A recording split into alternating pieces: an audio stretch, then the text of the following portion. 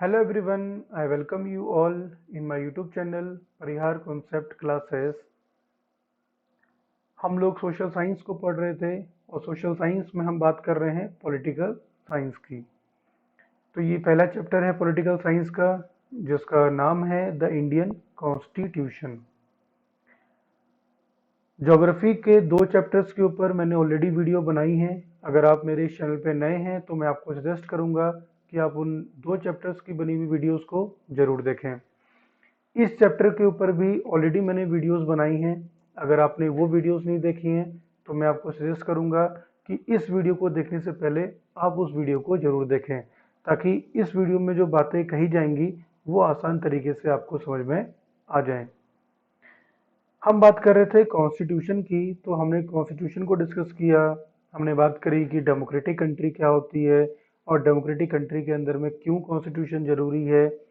हमने इससे पिछली वीडियो में हमने ये भी बात करी कि हमारा कॉन्स्टिट्यूशन हमें क्या क्या चीज़ें प्रोवाइड करता है, हमारे कॉन्स्टिट्यूशन के क्या पर्पजेज हैं। तो अगर आपने वो वीडियोस नहीं देखी हैं तो उनको ज़रूर देखें। तो शुरू करते हैं आज का वीडियो। ये चैनल हर टॉपिक को आसान लैंग्वेज में डिस्कस करता है और कोशिश करता है कि इसमें कई भी बात हर बच्चे के समझ में आसानी से आ जाए।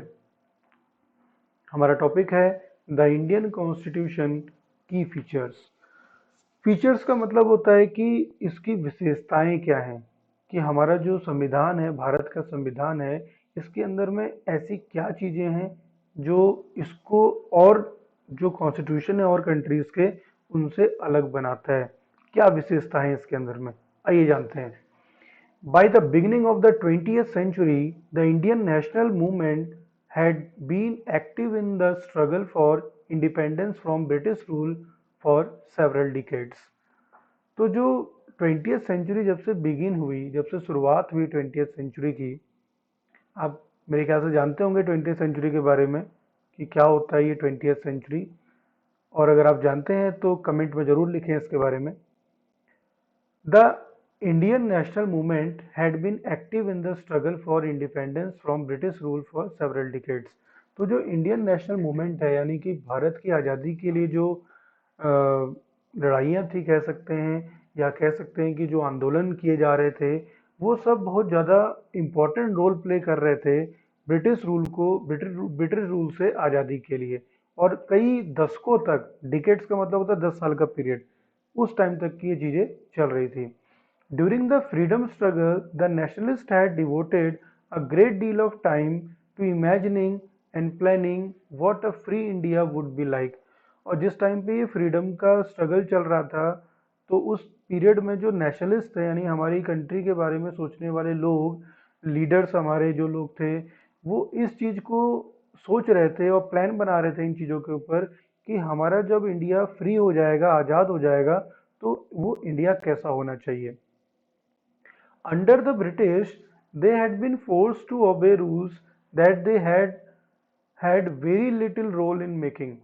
और जब ब्रिटिश रूल में जब हमारा इंडिया के लोग रह रहे थे उस पीरियड में, तो उस पीरियड में ब्रिटिशर्स हमारी कंट्री के लिए रूल बनाते थे, और चाहे वो हमें पसंद आते हों, चाहे वो हमें पसंद ना आते हों, और तो हमें वो फॉलो करने पड़ते थे। और जिन रूल्स को बनाने में हमसे बहुत कम पूछा गया था, यानी उस टाइम के इंडियन से बहुत कम जाना गया, उनसे पूछा गया उसके बारे में कि क्या रूल होने चाहिए किसी भी कंट्री के लिए। The long experience of authoritarian rule under the colonial state convinced Indians that that free India should be a democracy in which everyone should be treated equally and be allowed to participate in government. तो जिस तरीके का जो British rule था, authoritarian rule का मतलब British rule जो था उस पीरियड में, उसने जिस तरीके से हमारे इंडियंस को स्लेव बना के रखा, उनको जबरदस्ती, उनको फोर्सफुली जो है उनसे ऑर्डर को फॉलो करवाया गया। तो इस चीज़ ने हमें एक चीज़ सिखाई कि जब हमारा इंडिया आज़ाद होगा, तो उस आज़ाद वाले इंडिया में सबके साथ बराबर का व्यवहार होगा और सभी लोग को जो है बराबर से ट्रीट किया जाएगा। यानी उनको उनके साथ बराबर का व्यवहार होगा, पहली बात। और दूसरा, जो हमारी सरकार बनेगी, हमारी गवर्नमेंट बनेगी, तो उनका पार्टिसिपेशन उसके अंदर में बहुत ज़्यादा इम्पोर्टेंट रखा जाएगा। जिस तरीके से हम वोट देते हैं आज हमारी किसी भी सरकार को बनाने में, तो उसमें जिस तरीके से हमारा वोट इम्पोर्टेंट रोल प्ले करता है, तो ये बात उस पीरियड ऑफ टाइम में सोच ली गई थी कि किस तरीके से हमारा जो प्रजातंत्र होगा, लोकतंत्र होगा, वो कैसे वर्क करेगा। What remained to be done then was to work out the ways in which a democratic government would be set up in India and rules that would determine its functioning. अब जरूरी था कि जब हमने सोच लिया कि भाई हमारा कंट्री कैसा होगा, हमने प्लान बनाने शुरू कर दिए उसके बारे में, तो अब जरूरी था कि ये काम एक्चुअल ग्राउंड लेवल पे होंगे कैसे। हमने सोच तो लिया ऐसा करेंगे वैसा करेंगे, लेकिन जब उसे करने जाएंगे तो बहुत सारी प्रॉब्लम फेस करेंगे। तो अब टाइम था, जब इंडिया आज़ाद हो गया, कि हम अब किस तरीके से इन प्लान को एग्जीक्यूट करेंगे, यानी उनको ग्राउंड लेवल पे लेके आएंगे और किस तरीके से चीज़ें होंगी इसके बारे में अभी सोचा जा रहा था। This was done not by one person but by a group of around 300 people who became member of the Constituent Assembly in 1946 and who met periodically for the next 3 years to write India's Constitution। तो भाई एक इंसान के बस की बात नहीं है कि वो इतने बड़े देश के लिए रूल रेगुलेशन को बना पाए। इसमें लगभग 300 लोग का एक ग्रुप बना, जो ग्रुप को कहा गया कॉन्स्टिट्यूएंट असेंबली। यानी ये ग्रुप को किस नाम से जाना गया? Constituent assembly. तो ये जो ग्रुप था, इस ग्रुप के जो लोग थे वो पीरियोडिकली मिलते थे, यानी हो सकता है कि कुछ महीनों में मिलते हो सकता है कि आधे साल में मिलते हो, 6 महीने में मिलते हो। तो इन्होंने टाइम फिक्स कर रखा था कि उस पीरियड में सभी लोग की मीटिंग होगी और उस मीटिंग में सभी लोग जो बातें जिनको करेक्ट करने को कहा गया था, उन सब बातों को लेके यहाँ पे डिस्कशन किया जाएगा।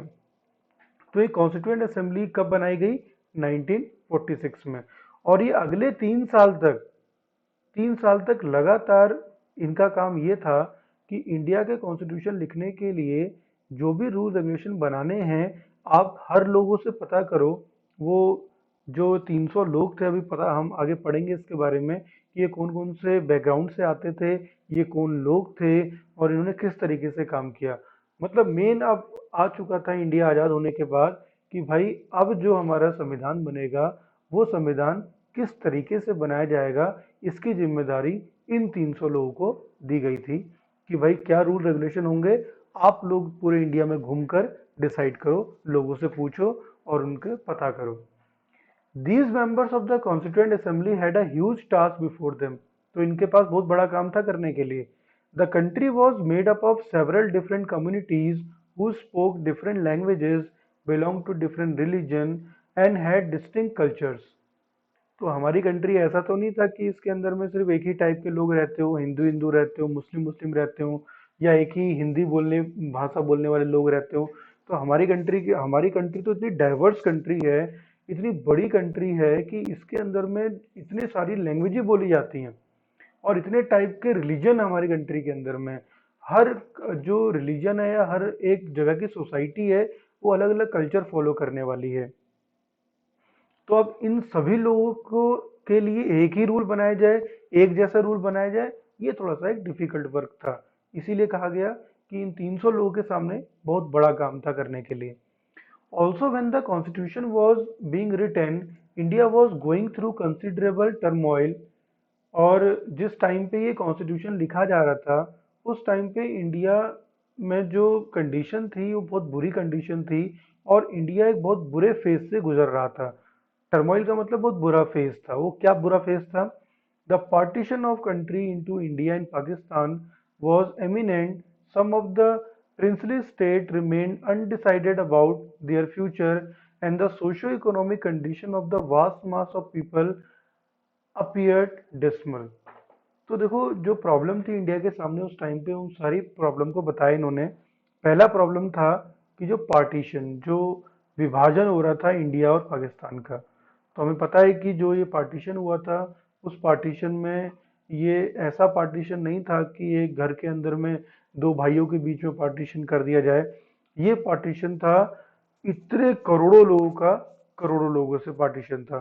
तो बहुत सारे लोग जो थे वो भारत में रहना चाहते थे, बहुत सारे लोग ऐसे थे जो पाकिस्तान जाना चाहते थे, वो डिसाइड नहीं कर पा रहे थे और इसी बीच में काफ़ी लड़ाई दंगे फसाद होने लग गए। तो इंडिया उस टाइम पे इस चीज़ को, इस सिचुएशन को भी फेस कर रहा था। और एक एक सिचुएशन और थी उसके सामने कि जो प्रिंसली स्टेट थे यानी राजा महाराजाओं वाले जो स्टेट थे, वो अभी तक यही डिसाइड नहीं कर पाए थे कि उन्होंने इंडिया के साथ मिलकर करना है या उन्होंने अपना प्रिंसली राज्य को अभी भी चलाते रहना है आगे जाके। और साथ ही साथ में जो सोशियो इकोनॉमिक कंडीशन थी हमारी कंट्री की, वो बहुत ज़्यादा बुरी थी। सोशो का मतलब सोसाइटी। सोसाइटी में जो लोग थे वो डिफरेंट डिफरेंट ग्रुप में डिवाइड थे। चाहे वो हम बात करें कास्ट के बेसिस पे इतना सारा डिवीजन था, अलग अलग मान्यताएं थी लोगों की, कुछ लोग कुछ मानते थे, कुछ लोग कुछ मानते थे। इकोनॉमिक की बात करें तो अमीरी गरीबी बहुत ज़्यादा थी। कुछ लोग अच्छे खासे पैसे कमाने वाले थे, कुछ लोग बहुत गरीबी में जीने वाले लोग थे। तो कंडीशन जो थी हमारी कंट्री की उस टाइम पे बहुत बुरी थी।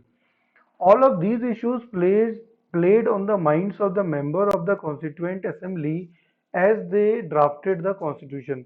इन सारी बातों को ध्यान में रखकर हमारे कॉन्स्टिट्यूएंट असेंबली के जो मेंबर्स थे, उन्होंने जो है हमारे संविधान को लिखा। They rose to the occasion and gave this country a visionary document that reflect a respect for maintaining diversity while preserving national unity. तो इन्होंने जो है जो कॉन्स्टिट्यूशन लिखा वो इस तरीके से लिखा ताकि हमारी कंट्री की जो डाइवर्सिटी थी, जो इतनी ज़्यादा तरीके के लोग हमारी कंट्री के अंदर में रहते हैं, उन सबकी रिस्पेक्ट करी जाए और साथ ही साथ में उन सबको एक किया जाए, यानी कि नेशनल यूनिटी यानी एकता। इतने सभी लोगों को एक जैसे सोच देना। इन सभी लोगों के लिए हमने क्या बनाया, कोई ये नहीं कहता है कि हम उत्तराखंड के हैं, पंजाब के हैं, गुजरात के हैं, महाराष्ट्र के हैं। हर कोई कहता है कि हम क्या हैं, इंडियन हैं। तो ये चीज जो है हमारे संविधान ने हमको दी। The final document also reflect this concern for eradicating poverty through socio economic reform as well as emphasising the crucial role of people can play in choosing their representative. हमारे संविधान ने इस बात के ऊपर भी बात करी कि किस तरीके से जो पॉवर्टी है यानी गरीबी है उसे इरेडिकेट यानी कि मिटाया जाएगा। और कैसे मिट सकती है गरीबी, जब हम सोशियो इकोनॉमिक रिफॉर्म लेके आए, यानी सोशियो यानी सोसाइटी, इकोनॉमिक यानी कि पैसों से रिलेटेड जो प्रॉब्लम थी। जैसे सोसाइटी के अंदर में जिस तरह से इतनी सारी प्रॉब्लम थी, कास्ट सिस्टम था, डिस्क्रिमिनेशन था, इन सबको हटाया जाए। इकोनॉमिक का मतलब हो गया कि जो पैसों की जो गरीबी है, या फिर जिस तरीके से अमीर और गरीब के बीच में इतना बड़ा गैप है कि जो गरीब है वो इतना गरीब है कि उसको खाने के लिए नहीं मिल रहा है, और जो अमीर है वो इतना अमीर है कि वो इतनी अच्छी तरीके से अपनी लाइफ को जी रहा है कि हमारी कंट्री में रह करे दोनों हमारी कंट्री के लोग हैं और इनकी ज़िंदगी बहुत अलग अलग है। तो इस चीज को बदला जाए, इस चीज के अंदर में चीजों को अच्छा किया जाए ताकि जो गरीब है वो भी इज्जत के साथ अपनी कंट्री में जी पाए। इस चीज के ऊपर बहुत सारे काम जो है हमारी कंट्री में किए गए। और साथ ही साथ में जो लोगों का पार्टिसिपेशन है गवर्नमेंट को फॉर्म करने में, या लोगों का जो पार्टिसिपेशन है कि किस तरीके से हमारी सरकार होनी चाहिए, उसके अंदर में जो वोटिंग सिस्टम है वो लाया गया। Listed below are the key features of the Indian Constitution. While reading these, keep in mind the above-mentioned concern of diversity, unity, socio-economic reform, and representation that the author of this document were grappling with. अब हम नीचे जो अभी one by one हमारे सामने जो feature आएंगे Indian constitution के, उनको पढ़ने वाले हैं। और उनको पढ़ने से पहले हमें दिमाग में ये रखना है कि ये सारी चीज़ें जो दी गई हैं, ये हमारी कंट्री की डाइवर्सिटी को ध्यान में रखकर, हमारी एकता यूनिटी को ध्यान में रखकर, सोशो इकोनॉमिक रिफॉर्म जो बदलाव लाने हैं उनको ध्यान में रखकर ये सारी चीज़ों को, ये सारे फीचर को डाला गया है इसके अंदर में। Try and understand the ways in which they try to balance these concerns with their commitment to transforming independent India into a strong democratic society. तो जो हमारे कॉन्स्टिट्यूशन को ड्राफ्ट करने वाले लोग थे, लिखने वाले लोग थे, उन्होंने कितनी मेहनत करी सभी लोग को एक करने में। और हमारी जो डाइवर्स पॉपुलेशन है, यानी कि जिस तरीके का हमारा पॉपुलेशन है, इतने सारे टाइप के लोग हैं, उन सबको एक करने में और हर किसी की रिस्पेक्ट करने में तो वो जो है वो हमारे कॉन्स्टिट्यूशन के फीचर में हमको देखने को मिलेगा। तो चलिए स्टार्ट करते हैं इसके फीचर्स को। तो पहला फीचर है हमारे कॉन्स्टिट्यूशन का फेडरलिज्म। अब ये फेडरलिज्म क्या होता है? This refers to the existence of more than one level of government in the country. तो पहला फीचर हमारा कहता है कि हमारी जो कंट्री की जो सरकार होगी, वो सरकार का लेवल जो होगा वो एक लेवल नहीं होगा। अब ये लेवल क्या होता है और सरकार के लेवल किस तरह से बनते हैं, तो थोड़ा मैं इसको पहले समझा देता हूँ आपको, ताकि फिर आपको ये समझने में ज़्यादा दिक्कत ना आए। तो एग्जाम्पल से समझाता हूँ मैं आपको। हमने देखा है हमारी कंट्री के अंदर में कि एक तो स्टेट गवर्नमेंट है यानी राज्य सरकार है, और एक भारत सरकार है यानी सेंट्रल गवर्नमेंट है हमारी। ये सब जानते होंगे। और हम ये भी जानते हैं कि इन सबको चूज करने में यानी कि ये सरकार बनाने में लोग जो है वोट देते हैं, तब जाके सरकार बनती है। तो एक लेवल हो गया सेंट्रल गवर्नमेंट, एक लेवल हो गया स्टेट गवर्नमेंट। अब इसके बाद एक और लेवल है और उस लेवल को कहा जाता है लोकल गवर्नमेंट। तो लोकल गवर्नमेंट आपने देखा होगा, अगर आप लोकल गवर्नमेंट के बारे में जानते हैं तो आप जो है मुझे कमेंट कर कर जरूर लिखें इसके बारे में। In India, we have government at the state level and the center. Panchayati Raj is the third tier, यानी कि level of government, and you have read about this in your class 6 book. तो अपने पंचायती राज के बारे में, जिसको मैं local government आपको कह रहा हूँ, मैंने आपको हिंट दे दी इसके बारे में। तो इसके बारे में आपको पढ़ना है, समझना है। तो क्लास 6 में जब आप थे तो आपने इसके बारे में पढ़ा होगा। We looked at the functioning of the state government in your class 7th book, and this year we will read more about the central government. तो 6 में हमने पंचायती राज यानी लोकल गवर्नमेंट के बारे में पढ़ा, 7th में हमने स्टेट गवर्नमेंट के बारे में पढ़ा, और इस बुक में हम पढ़ने वाले हैं हमारी सेंट्रल गवर्नमेंट के बारे में कि उनके क्या काम है, वो किस तरह से वर्क करते हैं। The vast number of communities in India meant that a system of government needed to be devised that did not involve only persons sitting in the capital city of New Delhi and making decisions for everyone. Instead, it was important to have another level of government in the state so that decisions could be made for that particular area. अब आप देखो, हमारा country इतना बड़ा है, हमारी country को अगर आप देखा जाए तो इतने सारे लोग हमारी कंट्री के अंदर में रहते हैं। तो जैसे कोई पंजाब में रह रहा है, कोई गुजरात में रहता है, कोई जम्मू एंड कश्मीर में रहता है, कोई बिहार में रहता है। तो अगर कोई एक गवर्नमेंट होगी जो सेंट्रल गवर्नमेंट को रूल बनाने होंगे, तो उसके ऊपर कितना बर्डन होगा, इतने सारे लोग और इतने सारे लोग के लिए ऐसा रूल बनाना जो सबको पसंद आए। तो ये थोड़ा सा क्या होता है, सेंट्रल गवर्नमेंट के लिए डिफिकल्ट वर्क हो जाता है। और इसी वर्क को आसान बनाने के लिए स्टेट गवर्नमेंट को बनाया गया, यानी गवर्नमेंट का एक और लेवल बनाया गया। और जब स्टेट गवर्नमेंट के पास भी बहुत सारा वर्कलोड हो गया, तो इस लेवल को एक और लेवल में डिवाइड कर दिया गया, जिसको लोकल गवर्नमेंट कहते हैं। और इस तरीके से क्या होता है कि हम ग्राउंड लेवल तक के लोगों की भलाई के बारे में काम कर सकते हैं, क्योंकि गवर्नमेंट का काम ही है कि लोगों की भलाई के लिए काम करना। While each state in India enjoy autonomy in exercising power on certain issues subject to national concern, require that all of these states follow the laws of the central government.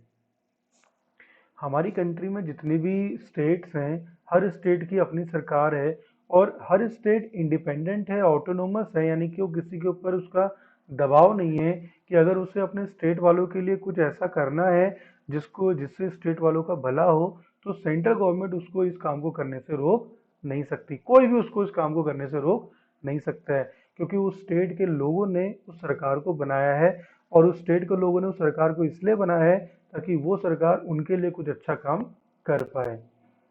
तो लेकिन कभी कभी ऐसा होता है कि कुछ ऐसी बातें होती हैं जिसमें नेशनल इंटरेस्ट आ जाता है। नेशनल इंटरेस्ट का मतलब होता है कि हमारे देश की बात आ जाती है। तो जब हमारे देश की बात आती है तो हमारे सेंट्रल गवर्नमेंट के रूल रेगुलेशन को फॉलो करना पड़ता है। जब तक कि देश की बात नहीं आती है, यानी देश को नुकसान होने वाली कोई बात नहीं होती है, तब तक स्टेट गवर्नमेंट अपने अकॉर्डिंग काम कर सकता है। लेकिन जहां देश की इज्जत की बात आती है, देश के नुकसान की बात आती है, वहाँ पे भी सेंट्रल गवर्नमेंट के जो रूल्स होते हैं वो फॉलो करने पड़ते हैं। The constitution contain list that details the issues that each tier of government can make laws on. और हमारे संविधान ने सेंट्रल गवर्नमेंट की पावर, स्टेट गवर्नमेंट की पावर, लोकल गवर्नमेंट की पावर, सबको प्रॉपर तरीके से डिवाइड किया हुआ है और बताया हुआ है कि स्टेट जो गवर्नमेंट होगी उसके क्या क्या इश्यूज होंगे, वो क्या किन किन चीज़ों पे कानून बना सकती है, और जो सेंट्रल गवर्नमेंट होगी वो किन किन चीज़ों के ऊपर कानून बना सकती है। In addition, the Constitution also specify where each tier of government can get the money from for the work that it does। अब कोई भी सरकार जब चलती है तो उस सरकार को चलाने के लिए उसे पैसों की जरूरत होती है, तो वो पैसा वो अपने लोगों से चार्ज करती है। किसके बदले में? उनको सर्विसेज प्रोवाइड करने के बदले में। और जो पैसा लोग उनको देते हैं उस पैसे को टैक्स कहा जाता है। और टैक्स के अलावा कुछ छोटी मोटी और इनकम्स होती हैं जो सरकार की होती हैं। इस तरीके से हमारे संविधान में ये भी लिखा हुआ है कि जो सरकार होगी, कोई भी लेवल की सरकार हो, टीयर का मतलब लेवल है, कोई भी लेवल की सरकार हो, चाहे वो सेंट्रल हो, स्टेट हो, तो वो पैसा कैसे कमाएगी और पैसा किस तरीके से कमाएगी, ये सारी बातें भी साफ साफ हमारे संविधान में लिखी हुई है। Under federalism, the state are not merely agents of the federal government but draw their authority from the constitution as well। Federalism में सिर्फ ऐसा नहीं है कि जो स्टेट है वो जो सरकार है उसी के अकॉर्डिंग चलेगी, यानी कि जो भी स्टेट है हमारी कंट्री के अंदर में वो पूरी तरीके से जो भारत सरकार है उसी के रूल रेगुलेशन को फॉलो करेगी। हमारे संविधान ने अपने रूल्स रेगुलेशन भी उसके अंदर में डाले हैं, यानी संविधान जो है सबसे बड़ा है। फिर उसके बाद बाकी गवर्नमेंट, बाकी लोग आते हैं, पहले आता है संविधान। यानी संविधान के बनाए गए रूल रेगुलेशन को कोई भी नहीं तोड़ेगा। All person in India are governed by laws and policies made by each of these level of government.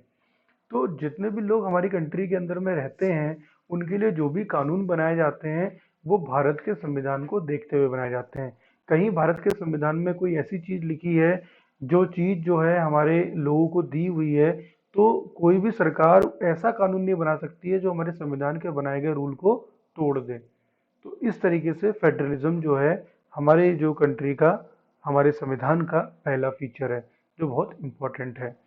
फिर आता है पार्लियामेंट्री फॉर्म ऑफ गवर्नमेंट। तो दूसरा फीचर आता है कि जो हमारी सरकार है उसका तरीका कैसा है, फॉर्म कैसा है, पार्लियामेंट्री है। यानी जो सरकार है हमारी वो पार्लियामेंट्री सरकार है। अभी पार्लियामेंट्री सरकार क्या होती है? द डिफरेंट टीयर्स यानी level of government that you just read about consist of representative who are elected by the people. तो हम जानते हैं कि हमारी कंट्री के अंदर में इलेक्शंस होते हैं और इलेक्शन के थ्रू ही हम जो भी लोग, चाहे वो भारत सरकार के अंदर में हो लीडर्स, चाहे वो राज्य सरकार के अंदर में लीडर्स हो, उन सबको हम ही लोग क्या करते हैं, चुनते हैं इलेक्शन में। Your class 7th book began with the story of Kanta who was standing in line to vote during an election। तो जब 7th की बुक आपने पढ़ी होगी, कांता की स्टोरी पढ़ी थी जब आपने, तो आपने देखा था कि वो इलेक्शन के टाइम पे क्या कर रही थी कि वोट के लिए लाइन पे खड़ी थी। आप देख सकते हैं यहाँ पर जो पिक्चर दिखाई दे रही है हमें सामने, इसमें भी लोग जो है वोट देने के लिए लाइन पे खड़े हैं। बहुत लंबी लंबी लाइनें लगी हैं, लोग वोट देने के लिए आए हैं अपने रिप्रेजेंटेटिव को। Constitution of India guarantees universal adult suffrage for all citizen. तो हमारी कंट्री के अंदर में क्या है कि जो कॉन्स्टिट्यूशन है हमारे इंडिया का वो यूनिवर्सल एडल्ट सफरेज को गारंटी देता है। यानी आपने देखा होगा कि 18 ईयर से अबाउ लोग को ही वोट देने का अधिकार है, उसी चीज के बारे में बात की जा रही है यहाँ पे। When they were making the constitution, the members of the Constituent Assembly felt that the freedom struggle had prepared the masses for universal adult suffrage and that this would help encourage a democratic mindset and break the clutches of traditional caste, class and gender hierarchies। This means that the people of India have a direct role in electing their representative। तो इसके अंदर में साफ साफ ये बात की थी कि जो भी हमारी कंट्री के मेंबर्स हैं जब वो एक पर्टिकुलर एज को क्रॉस कर देते हैं, जब उनको समझ आ जाती है हमारे कास्ट की, क्लास की, जेंडर की, वो इन सब चीज़ों को समझ पाते हैं और जान पाते हैं कि भाई हमें किस तरह का लीडर चाहिए, तो वो चीज़ जो है वो फिर हमारी गवर्नमेंट को फॉर्म करने में मदद करते हैं। यानी कि जो सरकार बननी है इलेक्शन के थ्रू, उसको बनाने में वो अपना एक इम्पोर्टेंट रोल प्ले करते हैं। Every citizen of country, irrespective of his or her social background, can also contest in election. These representatives are accountable to people. You will read more about why representation is crucial to democratic functioning in Unit 2 of this book. तो अभी तो हम first unit पढ़ रहे हैं the Indian constitution और secularism. उसके बाद जब यूनिट 2 पढ़ेंगे हम, तो हम जानेंगे वहाँ पे कि जो रिप्रेजेंटेशन है किसी भी कंट्री में, जो डेमोक्रेटिक कंट्री है, वहाँ जरूरी क्यों होता है। फिलहाल हमारी कंट्री के अंदर में कोई भी इंसान है जो 18 साल से बड़ा है, वो किसी भी बैकग्राउंड से आता है, सोशल बैकग्राउंड से आता है, तो वो इलेक्शन में पार्टिसिपेट कर सकता है। और जिन भी लोगों को हम चुनते हैं वो लोग अकाउंटेबल हैं, यानी कि वो उत्तरदायी हैं। यानी कि वो कोई भी गलत काम करते हैं तो उस काम का आंसर जो है वो लोगों को देंगे, क्योंकि वो लोगों को प्रॉमिस कर कर और लोगों से ये कह कर के हम आपकी भलाई का काम करेंगे, इसलिए लोगों ने उनको वोट दिया है। तो ये था पार्लियामेंट्री फॉर्म ऑफ गवर्नमेंट, यानी हमारी जो सरकार है, हमारा जो संविधान है, वो कहता है कि जो हमारी कंट्री की गवर्नमेंट है वो पार्लियामेंट्री फॉर्म है। अब इसके बाद का जो टॉपिक है, इसके बाद के जो फीचर हैं, हम नेक्स्ट टॉपिक में पढ़ेंगे। वीडियो ज़्यादा बड़ी बन जाएगी तो फिर आपको भी सुनने में उतना इंटरेस्ट नहीं आएगा, तो थोड़ा थोड़ा करके पढ़ते हैं। तो नेक्स्ट टाइम जब वीडियो बनेगी तो उसके आगे के फीचर के बारे में हम इसमें बात करेंगे। तब तक कि घर पे रहें, सुरक्षित रहें और कोविड गाइडलाइंस को फॉलो करें। Thank you.